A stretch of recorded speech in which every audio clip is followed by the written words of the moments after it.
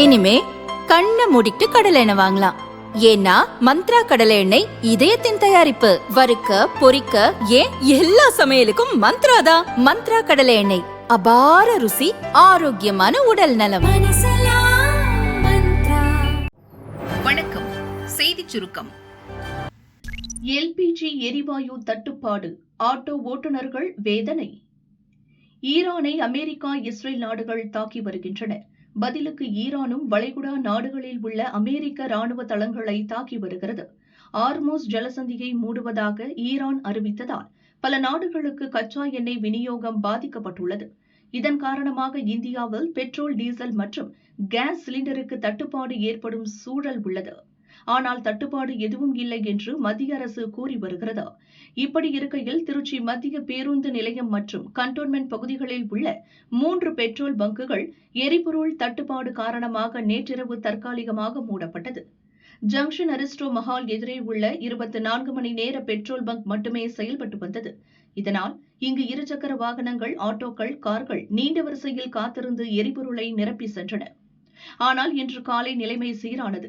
பெரும்பாலான பங்குகளில் petrol, diesel கிடைக்கிறது. அதே நேரம் திருச்சி கண்டோன்மெண்ட், அரியமங்கலம், தஞ்சை சாலை ஆகிய பகுதியில் இயங்கி வரும் தனியார் எல்பிஜி எரிவாயு நிரப்பு மையத்தில் நள்ளிரவுடன் கேஸ் தீர்ந்து போனதால் ஆட்டோ, கார்களுக்கு கேஸ் நிரப்புவதில் சிக்கல் ஏற்பட்டுள்ளது. எரிவாயு தட்டுப்பாட்டால் வாடகை ஆட்டோக்களை ஓட்டும் டிரைவர்கள் பிழைப்பு பாதிக்கப்பட்டுள்ளது. இதனால் சவாரிக்கு செல்ல முடியாமல் தவித்து வருகிறோம். வருமானம் இல்லை. மத்திய அரசு விரைந்து தீர்வு காண வேண்டும் என ஆட்டோ ஓட்டுநர்கள் கோரிக்கை வைத்துள்ளனர். பெட்டிக்கடை நடத்தும் பெண்ணை தூக்கிச் சென்று பாலியல் வன்கொடுமை. சிகரெட் வாங்க வந்த 3 ஆசாமிகள் வெறிச்செயல். திருவள்ளூர் மாவட்டம் கும்மிடிப்பூண்டி அடுத்த கவரப்பேட்டை அருகே உள்ள கிராமத்தைச் சேர்ந்த பெண்ணுக்கு 42 வயதாகிறது. அவருக்கு 18 வயதிலேயே திருமணமாகிவிட்டது. ஒரு ஆண், ஒரு பெண் குழந்தை பிறந்தது. கணவன் மனைவிக்கிடையே அடிக்கடி தகராறு ஏற்பட்டு வந்தது. சில ஆண்டுகளுக்கு முன் அந்த பெண்ணை கணவன் பிரிந்து சென்று விட்டார்.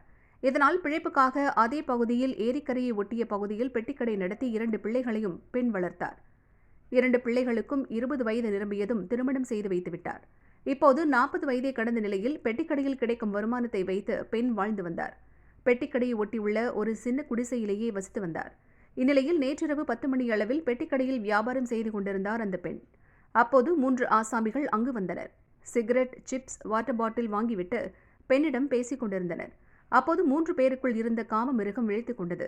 திடீரென பெண்ணின் வாயை பொத்தி குண்டுக்கட்டாக அருகில் உள்ள ஏரிக்கரைக்கு தூக்கிச் சென்றனர். அங்கு வைத்து 3 பேரும் மாறி மாறி பாலியல் பலாத்காரம் செய்துவிட்டு தப்பிச் சென்றனர். சிறிது நேரம் கழித்து ஏரிக்கரைக்கு இயற்கை உபாதை கழிக்கச் சென்ற உள்ளூர்காரர்கள் பெட்டிக்கடை நடத்தும் பெண் மயங்கி கிடப்பதை பார்த்தனர். தண்ணீர் தெளித்து என்ன ஆச்சு என கேட்டனர். நடந்த கொடுமையை பெண் சொன்னார்.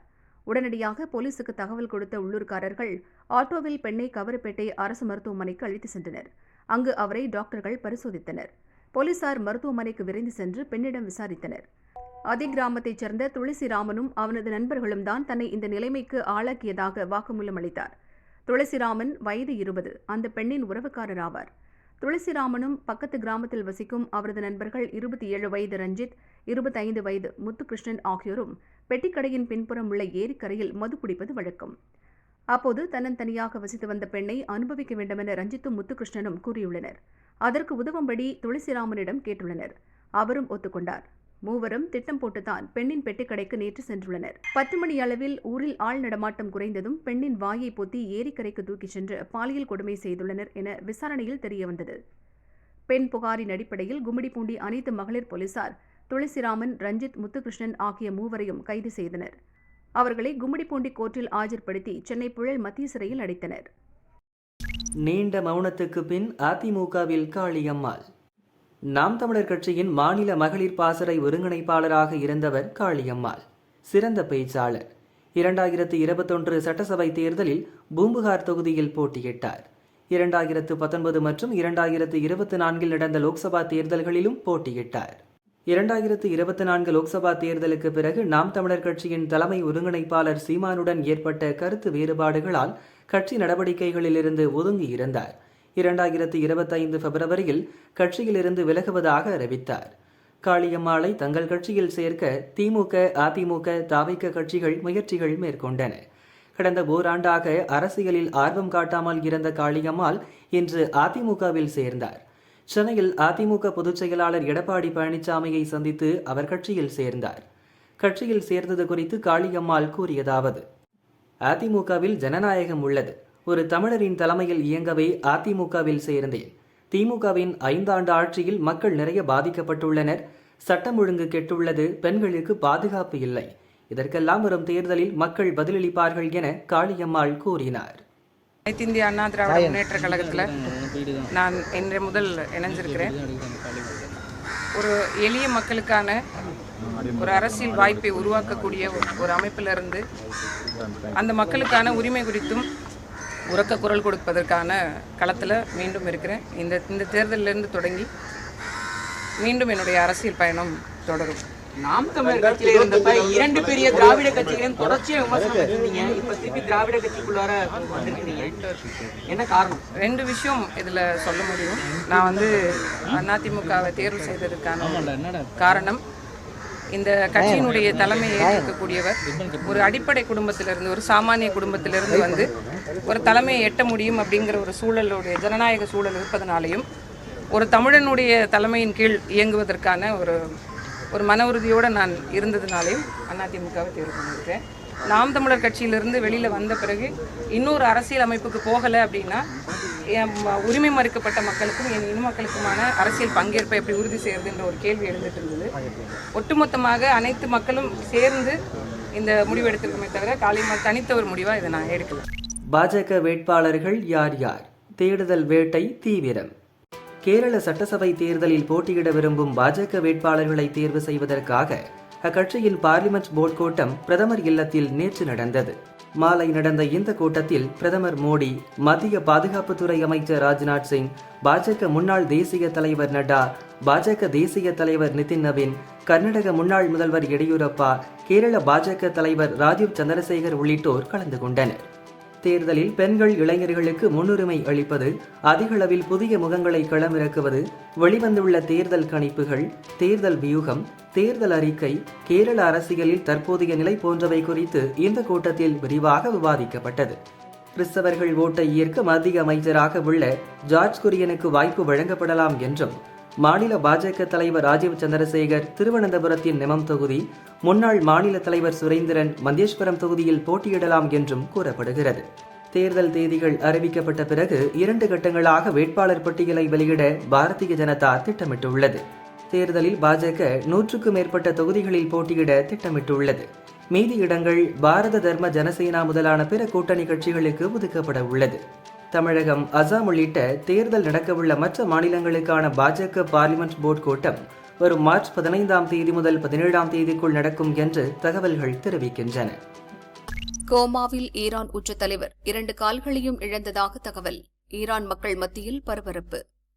கடந்த பிப்ரவரி 28இல் அமெரிக்கா மற்றும் இஸ்ரேல் படைகள் ஈரான் மீது கடும் தாக்குதல் தொடங்கின.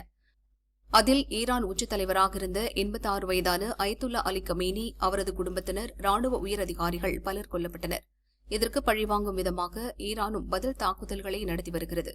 இதனிடையே ஈரானின் புதிய உச்சத் தலைவராக கமேனியின் மகன் 56 வயதான மொஜ்தபா கமேனி கடந்த 8ஆம் தேதி பொறுப்பேற்றார். அயத்துல்லா அலி கமேனி அமெரிக்காவின் வான்வழி தாக்குதலில் கொல்லப்பட்டார். அதேபோன்ற ஒரு வான்வழி தாக்குதலில் புதிய உச்சத் தலைவர் மொஜ்தபா கமேனி படுகாயமடைந்திருப்பதாகவும் அவர் கோமா நிலையில் மருத்துவமனையில் இருப்பதாகவும் செய்திகள் வெளிவந்துள்ளன. இதுகுறித்து பிரிட்டனில் இருந்து வெளியாகும் தி சன் நாளிதழ் செய்தி வெளியிட்டுள்ளது. அதில் கூறியிருப்பதாவது: அமெரிக்கா இஸ்ரேல் படைகளின் வான்வழி தாக்குதலில் ஈரானின் புதிய உச்சத் தலைவர் மொஜ்தபா கமேனி 1 அல்லது 2 கால்களையும் இழந்துள்ளதாக தெரியவந்துள்ளது. அவரது வயிறு மற்றும் கல்லீரலில் பலத்த காயம் ஏற்பட்டுள்ளது. தெஹ்ரானில் உள்ள சினா பல்கலை மருத்துவமனையில் பலத்த பாதுகாப்புக்கு மத்தியில் அவருக்கு சிகிச்சை அளிக்கப்படுகிறது. ஈரான் சுகாதார அமைச்சரும் சிறந்த அறுவை சிகிச்சை நிபுணருமான முகமது ரேசா ஜவர்காந்தி மொஜ்தபாவுக்கு சிகிச்சை அளித்து வருகிறார் என தி சன் நாளிதழ் செய்தியில் கூறப்பட்டுள்ளது. மொஜ்தபா கமேனி காயமடைந்துள்ளதாக சைப்ரஸ் நாட்டுக்கான ஈரானிய தூதர் அலிரேசா சலாரியனும் ஏற்கனவே கூறியிருந்தார். இப்படிப்பட்ட சூழ்நிலையில் புதிய உச்சத் தலைவர் கோமா நிலையில் இருப்பதாக தி சன் நாளிதழ் வெளியிட்டுள்ள பரபரப்பு செய்தியால் ஈரான் மக்களிடையே பரபரப்பு ஏற்பட்டுள்ளது. புதிய உச்சத் தலைவரை தேர்வு செய்யும் போது ஈரான் தங்களிடம் கருத்து கேட்க வேண்டும் என அமெரிக்க அதிபர் டிரம்ப் தெரிவித்திருந்தார். ஆனால் அதை கேட்காமல் ஈரான் நாட்டின் நிபுணர்கள் சபை மொஜ்தபாவை புதிய உச்சத் தலைவராக தேர்வு செய்து அறிவித்தது. அதுகுறித்து டிரம்ப் அதிருப்தியும் வெளிப்படுத்தியிருந்தார். அமெரிக்காவை கலந்து ஆலோசிக்காமல் உச்சத் தலைவரை நியமித்துள்ளனர். புதிய உச்சத் தலைவர் அமைதியாக வாழ முடியாது என டிரம்ப் நேரடியாக எச்சரித்திருந்தார். தங்கம் விலை குறைந்தது. 2 நாளில் 1760 ரூபாய் சரிவு. ஈரான் இஸ்ரேல் போர் உள்ளிட்ட சர்வதேச நிலவரங்களால் நம் நாட்டில் தங்கம் விலையில் ஏற்ற இறக்கம் காணப்படுகிறது. தமிழகத்தில் நேற்று முன்தினம் ஆபரண தங்கத்தின் விலை சவரனுக்கு 560 ரூபாய் அதிகரித்து ஒரு சவரன் 1,20,960 ரூபாய்க்கு விற்பனையானது. நேற்று தங்க விலை சவரனுக்கு 1,200 ரூபாய் சரிந்து 1,19,760 ரூபாய்க்கு விற்கப்பட்டது. இன்று 22 கேரட் ஆபரண தங்கத்தின் விலை சவரனுக்கு 560 ரூபாய் குறைந்து ஒரு சவரன் 1,19,200 ரூபாய்க்கு விற்பனையாகிறது. கிராமுக்கு 70 ரூபாய் குறைந்து 1 கிராம் 14,900 ரூபாய்க்கு விற்பனை செய்யப்படுகிறது. வெள்ளி விலையில் எந்த மாற்றமும் இல்லை. 1 கிராம் ரூபாய் 290க்கும் 1 கிலோ ரூபாய் 2,90,000க்கும் விற்பனை செய்யப்படுகிறது. கோவில் நிலத்தில் கனிம வளம் கொள்ளை, நாம் தமிழர் கட்சி ஆர்ப்பாட்டம். திருவள்ளூர் மாவட்டம் மீஞ்சூரை அடுத்த மேலூரில் திருவுடையம்மன் கோவில் உள்ளது.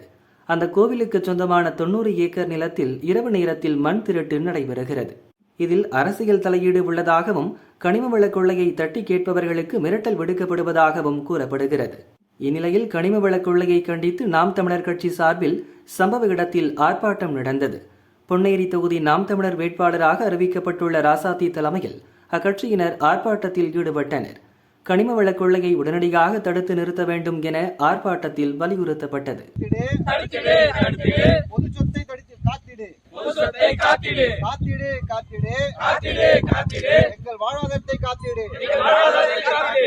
துரத்தி சென்று கடித்த நாய், 7 வயது சிறுமிக்கு சோகம். திருப்பூர் மாநகராட்சிக்கு உட்பட்ட ராக்கியாபாளையம் பகுதியில் விஜிவி குடியிருப்பு அருகே விளையாடிக் கொண்டிருந்த 7 வயது சிறுமியை தெருநாய் துரத்தி வந்து கடித்தது. சிறுமியின் அலறல் சத்தம் கேட்டு அக்கம்பக்கத்தில் இருந்தவர்கள் ஓடி வந்ததும் நாய் ஓடிவிட்டது. காயமடைந்த சிறுமியை மீட்டு சிகிச்சைக்காக திருப்பூர் அரசு மருத்துவமனையில் சேர்த்துள்ளனர். இச்சம்பவத்தின் சிசிடிவி காட்சிகள் திருப்பூர் மக்களை அதிர்ச்சியடைய வைத்துள்ளது.